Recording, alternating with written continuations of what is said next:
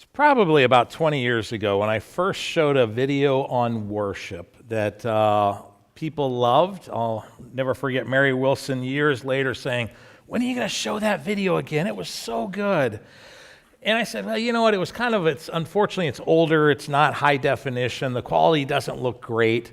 But I recently came across it, and it's actually in black and white. That was the plan. They made it to sound old-timey. Matter of fact, they kind of made, remember how the films, those of you who are older, would kind of have lines through them. They added all that. So I thought, well, it's made to kind of seem old. So it will be that. But it is a rather humorous look at how do you worship. So if you've been wondering, you're new to church, this is your introductory guide. And Lenny, if we could have the lights as we see the video. Worship, an essential part of any Pentecostal church service. It is a participatory activity by nature, but it is not uncommon for some members of a given congregation to feel uncertain about how to engage in worship appropriately. This instructional film will attempt to provide some clear guidelines for those of you who feel this way. Clapping. Since most worship sets begin with upbeat songs, clapping along with the fast songs can serve as an easy and effective way to loosen up. But when attempting to do this, you may find yourself wondering, what beats should I clap on? Don't worry.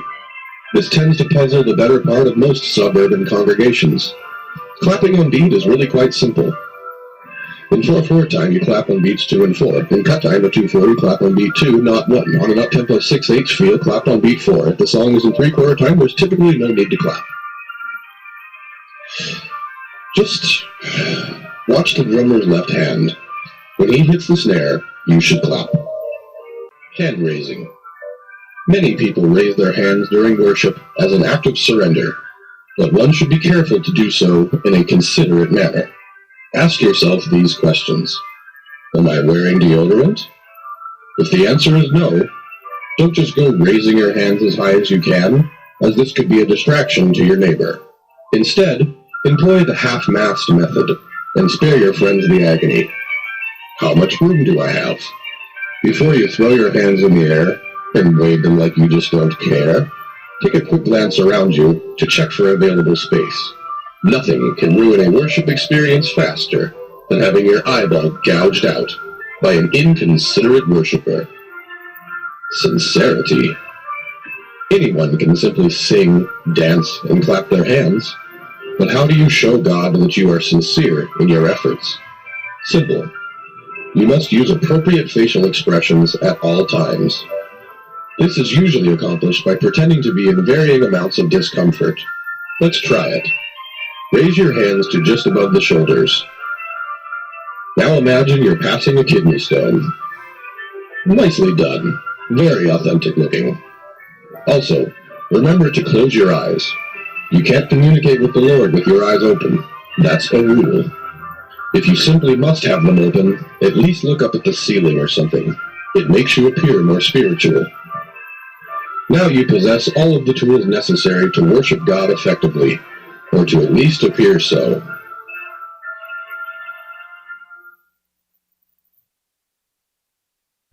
That is a classic. I love the sincerity, the one guy who looks like he's just... the sad truth is, though, often we are concerned. How do I look in worship? How do I appear to others? I will say the one very true thing, if you want to know when to clap, back before I played guitar, I would try to get us clapping, and people would.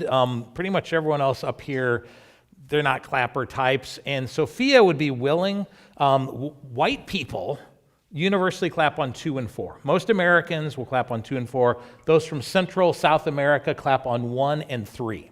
And so what feels natural to Sophia is the exact opposite. So matter of fact, during worship team, back when I was just a singer, I would deliberately start, during practice, just to watch her. I would just confuse her, and you would just see her not unsure. So anyway, that's why we don't. But do follow. Jason's left hand is the snare drum, and that is the beat. Dun, dun, ch, dun, dun, dun, ch. And you just follow that. That's where you clap. I'd love to have people clap again. I see some of you want to, but you're just not sure. So if you're someone who actually knows where the beat is, please start us. If you're not sure if you know where the beat is, you don't. And don't start, please. Well, ultimately, though, here's the thing. It's really all about Jesus. How your face looks when you do it, whether you put your hands up or not. It's about giving him glory. Some of you, boy, it's natural. You just want to. Some of you kind of want to, but you're scared. But it's whatever God's leading you to do because it's about him. We should be able to worship him no matter where we are, no matter what we're doing. Deb was talking to someone who had grown up in a large church, one of these mega churches, and they told her that they discovered they can't worship unless they have the smoke machine going and the lights. So if you haven't seen that, some of these mega churches, they've got literally ice machines, and there's a cloud of smoke, lights going through it, and it's like being at a concert. I'm sorry, if you need that, then you're not really worshiping. Because that's not a part of worship. Worship is about giving your heart to God. It's not about the experience. Worship is a vital part of our faith, but it's often neglected. There are people who come to church every week, and they sing, but they never worship because their heart isn't in it. Mentally, they're not even there. They're just going through the motions. For them, worship is a dull exercise. The well-known writer and Alliance pastor A.W. Tozer once said, "Worship is the missing jewel of the church." Now, our English word worship means to ascribe the highest worth to something. So when we worship God, that's what we're doing. We're giving him the glory that is due his name. The Hebrew word we translate as worship means to bow down, to humble yourself, to express reverence. That's what we're to do when we worship. The Greek word for worship expresses the idea of love, loyalty, gratitude. And so this morning we're going to be looking at the book of 1 Chronicles chapter 15. If you've been with us, we went through 1 Kings. We finished my series in 2 Kings when we looked at Elijah's death and then looked at Elisha. And now we're going to be going to the next book, which is 1 Chronicles, that follows 2 Kings. And here we're going to see David and his heart for worship. Despite his flaws, he wanted God to be honored. So we come to 1 Chronicles chapter 15. It says, after David had constructed buildings for himself in the city of David, he prepared a place for the ark of God and pitched a tent for it. And then David said, no one but the Levites may carry the ark of God, because the Lord chose them to carry the ark of the Lord and to minister before him forever. He said to them, you are the heads of the Levitical families.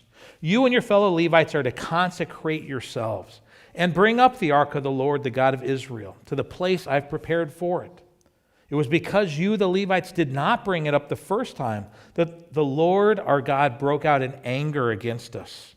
We did not inquire of him about how to do it in the prescribed way. And so the priests and the Levites consecrated themselves in order to bring up the ark of the Lord, the God of Israel. So the Levites have this job. They are the ones who will take care eventually of the temple. They're the ones who care for the tabernacle.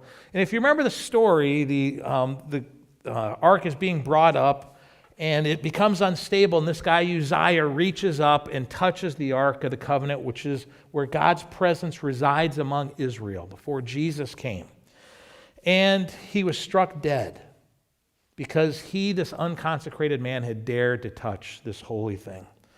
And David and the people learned an important lesson. God was to be worshipped on his terms and his ways. And that's where David's saying, now we need to inquire of the Lord and we need to do things rightly. Well, we continue in verse 16 where we see this, that we need to worship God wholeheartedly. We're told David told the leaders of the Levites to appoint their fellow Levites as musicians to make a joyful sound with musical instruments, lyres, harps, and cymbals. And then it goes on to say who would do what. And basically, they assigned them based on their ability. It wasn't haphazard. They thought through what they were going to do. Verse 22 tells us this. Kenaniah, the head Levite, was in charge of singing. That was his responsibility because he was skillful at it. So he didn't get the job because, everyone likes him, or, oh, wow, he's really, we all look up to him. He didn't get the job because of who he was, but because of the skills God had given him. It wasn't any connections. It wasn't his looks. Matter of fact, that's one of my frustrations nowadays, modern worship. When the worship team will practice a song, first we'll watch the video, and there will be 20 people up front, and not a single one looks like they're over 35 years old. God's not as concerned about looks as Americans are. Do you know that there were prophets who were bald? Americans don't really like that. It's true. I always warn people mock me for being bald, and I say, you read your Old Testament, because if you remember what happened when they mocked the prophet? Bear came and attacked him. So I just tell them, if I were you, I wouldn't go hiking, because you just mocked the prophet, man of God. So just a little warning here. Here's the thing. Worship is about God. And so they choose this man because of his gifting. Every service here is prayerfully considered. We want our worship to be thoughtful. And that includes the time when we're singing. Matter of fact, you may have saw we have a new member to our team. Kim just joined us this week and joined us after just seeing her heart for God. If you were there for a baptism service, how she shared and what God is doing in her life, and also the gifting that she has. Here's the thing we need to remember. We're singing to the God of heaven.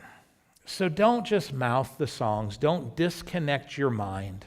Think about it, who he is, what he's done. Get your mind and heart into gear. Secondly, we need to worship God gladly. Verse 25. So David and the elders of Israel and the commanders of units of 1,000 went to bring up the ark of the covenant of the Lord from the house of Obed-Edom with rejoicing. Verse 28. So all Israel brought up the ark of the covenant of the Lord with shouts, with the sounding of ram's horns and trumpets and of cymbals and the playing of lyres and harps. So this is a festive occasion. Man, they are worshiping God. They are excited. They're shouting. They're playing music. They're crying out to him. David danced. He celebrated. He worshiped God with passion. If you never have joy in worship, then you need to do a heart check. Because when we worship, there should be those times where we sense God's presence, where we want to give him our thanks. Now, it's not all about emotions. Sometimes you won't feel it. But boy, if you never do, I would encourage you to ask God to speak into your life. This may sound a little too charismatic for some of you, but we need to worship God gladly. We need to feel free to express our love for him. I'm by nature, I'm Scottish, Irish, fairly repressed. But there have been those times in worship where, I do kind of here feels more comfortable. Here is even better, what Tim Hawkins calls carry the TV. Then he says get to big screen TV. And eventually this one, the fish is this big. And even bigger fish, if you're going to be a liar, the fish is this big. But for some of you, it's hard to do. But man, if God's leading you to do it, raise your hands to worship him. Again, it's about the heart, though. There are others, and I've known churches where you kind of feel like you have to because everyone's doing it. Again, it's about your heart. What is God doing? I love looking out and seeing some of you. I can tell you are joyfully worshiping. You're not just singing. Here's the thing. If you can cheer for your favorite team Sunday afternoon, if you can go nuts for them, why can't you be excited for God on Sunday morning? I mean, if you can find a reason to clap for the Giants, the Jets, seriously, you can find a reason to give God glory and be excited about him. So we should worship him gladly.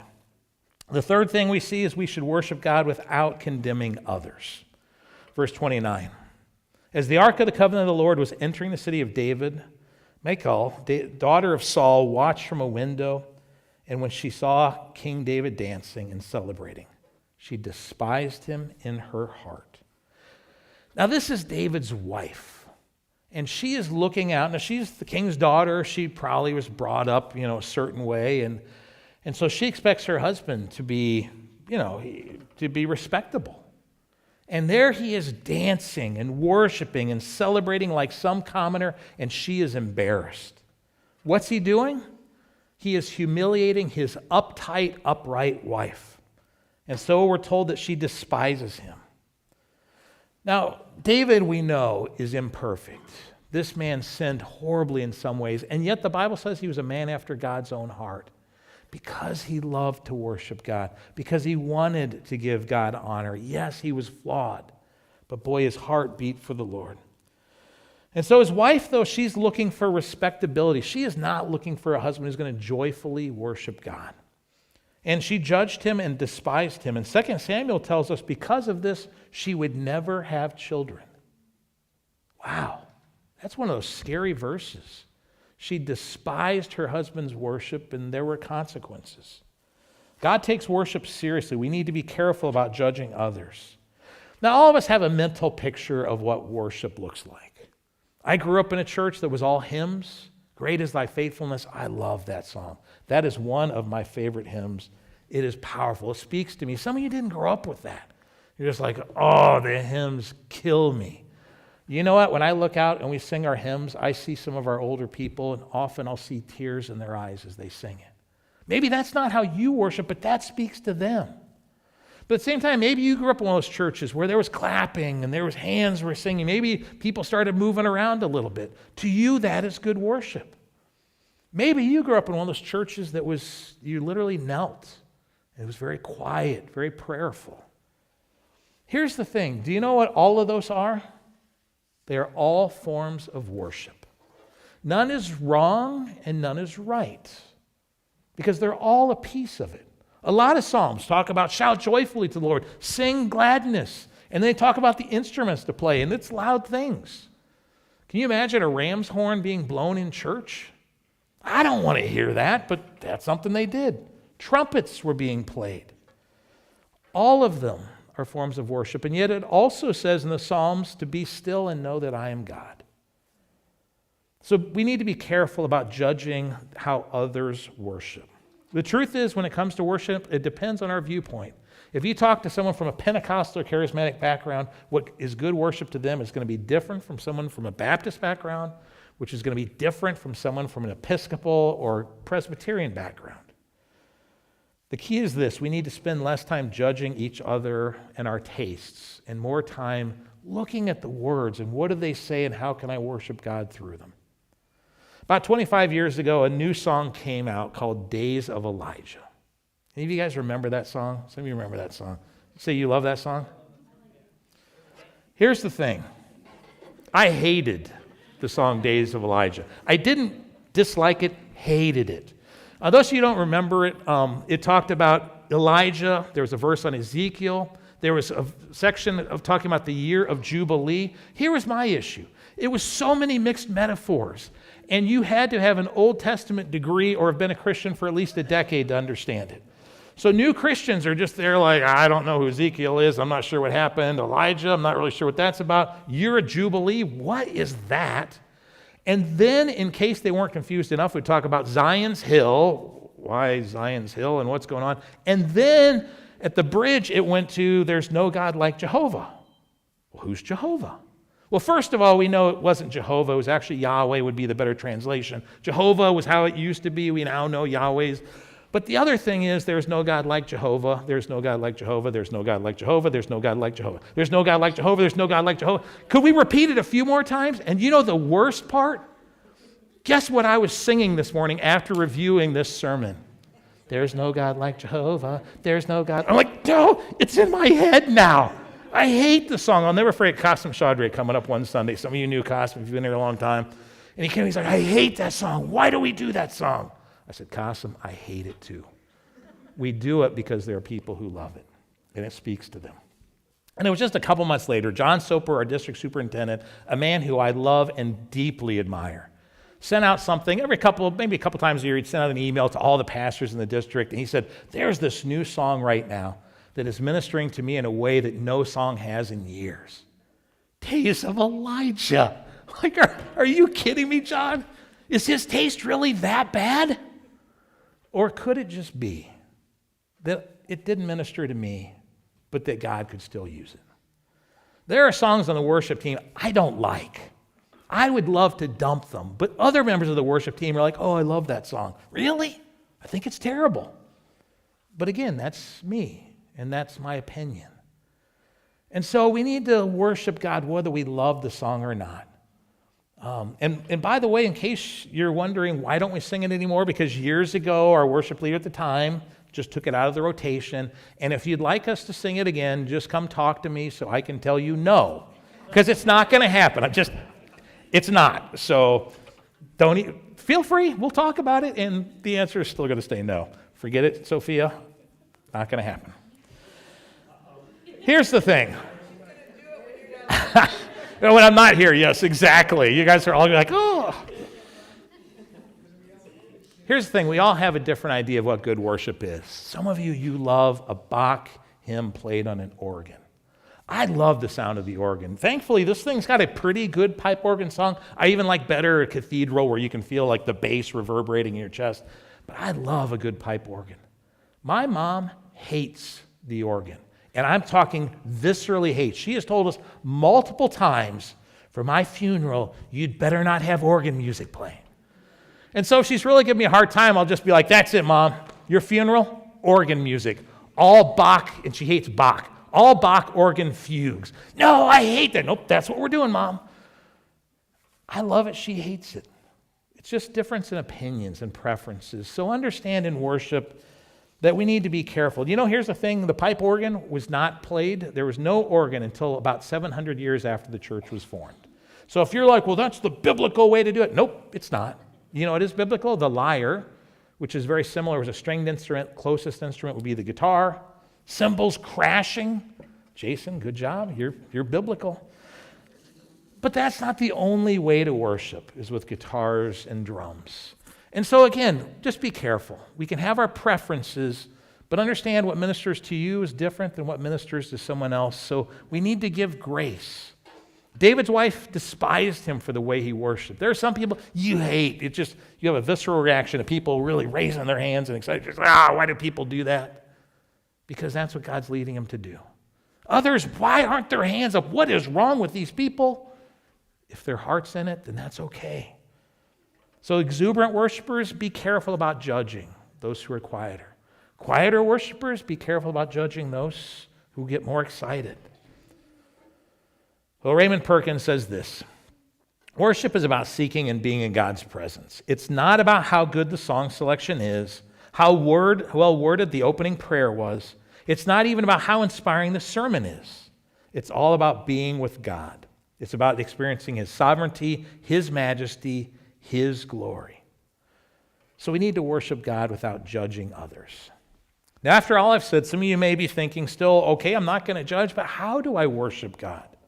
What does true worship look like? And by the way, we tend to call it the worship service. That's the entire thing. A lot of people think of worship that's just singing. That's a piece of worship, but it's only a piece of worship. So let's look at 1 Chronicles chapter 16, the next chapter. Verse 8, we give it a glimpse of worship.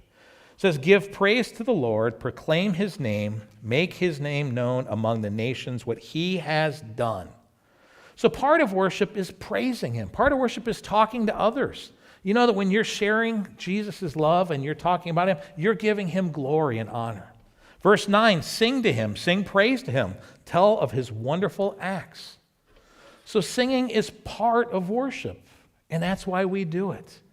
And what are we to sing about? Of His wonderful acts. Talk about who God is, what He has done. We try to be very careful when choosing Christian songs because some songs are mainly about us and how we feel and very little about God. And we really try to have songs that are focused on Him because He's the important one in this equation. Verse 10, glory in His holy name. Let the hearts of those who seek the Lord rejoice. So we're to glory in Him. When you glory in someone, you're just like, wow, it's a new parent. And you're just like, oh, your baby's so cute. I know, aren't they amazing? They're glorying in their baby. Eagles fans, last week you were glorying in your team. My wife, who's a Jets fan, became an Eagles fan for just the most annoying night ever. And she just kept going, fly, Eagles, fly. And anytime she was honest. It was like, I'm just like, seriously, honey? I told her this is why I can never root for the Jets. I don't want her team to be terrible because I want her to be happy, but she's obnoxious. And she was just glorying in a team that's not even her team. Like, stop it. But we're to glory in God. Eagles fans didn't shut up about that game. Man, why do we shut up about how amazing God is? Glory in Him. Verse 11, look to the Lord in His strength. Seek His face always. That's part of worship, is just looking to Him, having your eyes set on Him. Verse 12, remember the wonders He has done, His miracles, and the judgments He pronounced. So part of giving God the glory he deserves is remembering what he's done in your own life. Lord, thank you. I remember that time you stepped in. God, here you walked with me. Thank you in your word for how I see the Israelites have the sea in front of them, God. It looked impossible. You parted it. Lord, I know in my life you're going to open a door, and I'm going to trust you. Let's jump ahead. Verse 28. And by the way, I actually had about twice as much of this, but this sermon started out being about 50 minutes long, and I cut and cut and cut, and so if it feels too long, just know this, Mark was really nice to you. I chopped like you wouldn't believe. Verse 28, ascribe to the Lord, all you families of nations, ascribe to the Lord glory and strength. So again, you're talking about him. Lord, I'm going to ascribe to you. You are a glorious God. You're powerful. Verse 29, ascribe to the Lord the glory due his name. Bring an offering and come before him. Worship the Lord in the splendor of his holiness. So we give our offering, whether we do it at the back, whether we give online. We're saying, God, I trust you. Lord, I love you. God, I trust that I'm giving you money that now I don't have for myself, and I'm trusting that you're going to use it and that you're going to provide for me. And then verse 30, tremble before him, all the earth. The world is firmly established. It cannot be moved. Tremble before him, it says. We should be in awe of God. We should be amazed by him. Pastor and radio preacher Steve Brown noted, if you've been with God and have not been afraid, you have not been with God. But if you've been with God and have only been afraid, you've not been with God. So there should be this holy reverence and fear, this awe. Now, sadly, some people just see God as this like abusive parent who wants to beat them. That is not who he is. But he is the King of Kings. He's the Lord of Lords, and awe and reverence should be part of what we feel towards him. Have you ever felt that? True story, a woman entered a Haagen-Dazs store for an ice cream cone. She placed her order, turns around, and there is the actor Paul Newman. Now, those of you who are younger, you might not know who he is. He was considered one of the most gorgeous men of his days. His blue eyes, literally, she said, made her knees weak. So think whoever, Chris Hemsworth, Ryan Gosling, Brad Pitt, George Clooney, Mark Kincaid. Think of just the most beautiful people you know. And that's what he was. So she sees him, her knees literally almost buckle. She pays for her cone, leaves the building, and as she's walking away and calming down, she realizes, I forgot my ice cream cone. And so she walks back and she gets the door, and Newman opens the door for her, and he says, are you looking for your ice cream cone? And she couldn't even speak. She just kind of nods, and he said, you put it in your purse with your change. Well, when was the last time that God quickened your pulse? When was the last time your knees were weak because you were so in awe of who you were worshiping? God's looking for worshipers. Leonard Sweet writes this, our pews are occupied by people who want to be moved, but who don't want to move. Man, there's a lot of people, they come to church on Sunday, just move me, do something in me. They don't want to do it. It's, it's the passive American way. Boy, God wants worshipers who will praise him. Alan Perkins writes, the only kind of worshipers God has any use for are those who worship him from the heart, in spirit and in truth. If God doesn't have your heart, there's nothing else you do on Sunday morning that matters. He says, if you're singing praise songs but your heart is cold, then you're not worshiping, you're just singing a song. So what do you do then if you find yourself in that position? You're like, yeah, I've just been singing a lot lately. I don't really worship. Let me share 3 things with you. First of all, warm up for worship. Before a sporting event, you warm up. Kim Hopkins today, I was commenting on the fact that I was her coach way back when. I think 7th, 8th grade, she played soccer. I was an assistant coach on her team. Always, before we played, we would warm up first. And we would get the kids ready for a game. So come with your heart ready. How do you do that? Sunday morning, get up a little earlier than you need to get up. What you don't want to be doing is rushing. Does anyone rush and man, I'm running late, I gotta go, and then feel great? It's just wow, Lord, it's just wonderful Sunday morning when I'm behind and I gotta get there now. Of course not. Get up earlier. Deb, when the boys were young, I was sharing this with someone today, she was so gracious because she knew Sunday morning I'm going to review the sermon a couple times. I want time to pray. And she just said, Mark, I'll take care of the boys. So she would have an infant and a 3-year-old, and I did nothing to help her. And she would be here before 9:30 because she was helping in nursery and teaching a Sunday school class much of the time. How did she do that? Because Saturday night, she would get the kids' clothes out, and she would set their bowls out for cereal.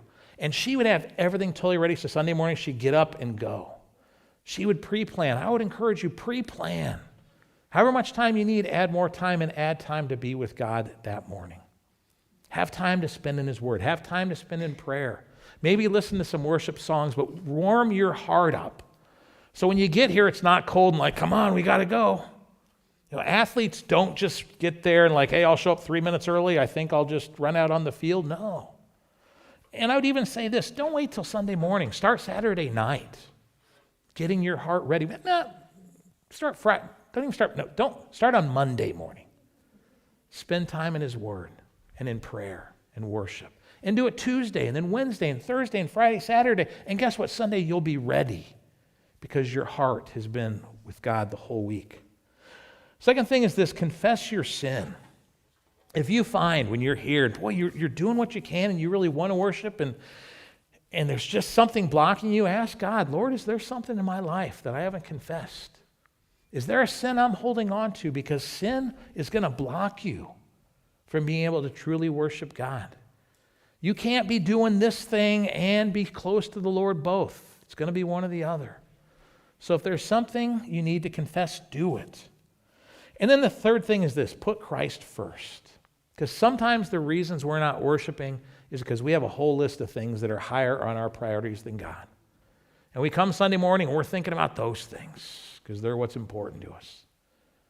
God does not allow anyone to be above Him. He is the first and only one we should look to. So let me ask, are you a worshiper? Because God's worthy and He's looking for people who will worship Him. I read recently in China, persecuted believers gather often now in secret. Things that opened up, sadly, they're closing back down there. And so some of these unofficial churches, they don't play instruments. There are no screens. They don't have fancy sound systems. There are whispers of hymns and worship songs and silent prayers. But their worship is real, it's vibrant, and they meet God. One Christian leader from China said this, we don't need big buildings to worship. The church is alive wherever God's people lift His name. We don't need all this stuff. I'm thankful. We are fortunate. Believe me, I guarantee there are 50 churches in a 10-mile radius that would long to be where we are. They're in fire halls, and they're in hotels that kick them out after 6 months. And boy, we're fortunate. But we don't need all of this to worship. Ultimately, God can be worshiped wherever we are. What He's looking, though, is worshipers. If your worship is just noise, if it's just empty ritual, if you're just standing when you're told to stand and singing when you're told to sing, then you're missing out. Real worship is an outpouring of our love, of our hearts, in reverence, in awe, giving God the glory He deserves. And let me be clear, the worship that we do, it is not a warm-up for the sermon. 25 years ago, there was a family that would come literally always after the service, after the music ended. They might catch the last song, maybe. And they would say to me like, well, we want to get there for the important thing, Mark, the sermon. And they would think I'd be honored by that. Oh, well, thank you. Yeah, that worship stuff, who cares? That is every bit as much worship as listening to a message. And so whether you come, some of you are like, man, we should sing more songs. I wish we would do more songs. Maybe you're here and saying, I wish the sermons would be longer. I know, that's wishful thinking, I know. No one's saying that. But again, it's about our heart. When you come here, are you coming to glorify Him? Are you coming saying, Lord, change me today, remake me today, help me to honor You in the way that You're worthy of? Jesus said this in John 4, yet a time is coming and has now come when the true worshipers will worship the Father in the Spirit and in truth, for they are the kind of worshipers the Father seeks. Does that sound like you? Because that's what Jesus says. That's who God is looking for right there. Will you be that kind of worshiper? Will you step beyond routine and engage your heart and your mind in worship? Will you make Jesus the center of your praise? I want to leave you with a final thought. Imagine if Jesus were standing right here in front of you. How would you respond? The King of Kings, Lord of Lords, God of glory is right here. What would you do? Would you fall down on your face? I think we probably would. Would you kneel? Would you proclaim him? Probably. And you know what you wouldn't be doing is looking around at the people next to you wondering, what do they think of me while I worship Jesus? It's about him. So don't do something because others might think you're more spiritual if you do it. You know, I love that video. The guy looks like he's crying because that's going to make you look more worshipful. Don't do something to look like you're worshiping. Worship. Give God your heart and the glory. Because here's the truth. Jesus is here. The Bible says where 2 or 3 are gathered in his name, he is present. So when we worship, the King of Kings is with us. So let's worship not with empty ritual, not with our half-hearted routines, but with everything that we are, giving him the honor and the glory that he is so worthy of. Let's pray. Lord, forgive us for how often worship is about us. And it's about the songs we like or don't like, whether the sermon was one we appreciated or didn't, whether that prayer was what we hoped for. Lord, forgive us for not realizing worship is all about you. And Lord, even sometimes when the worship team isn't doing well, and sometimes we don't, Lord, I know that we can still honor and glorify you with the words we're singing. Sometimes when we don't like a song, Lord, the words can still point us to you. And that is my prayer today, is that we will be people who worship you despite our preferences. Lord, that we will just make a decision that we are going to give you the glory and the honor worthy of you. I pray for those whose hearts have hardened. Father, they've been listening to worship and know that they have just been singing maybe for weeks or months or years. I pray today would be that day when they would surrender fully to you and allow your Holy Spirit to do a new work in them.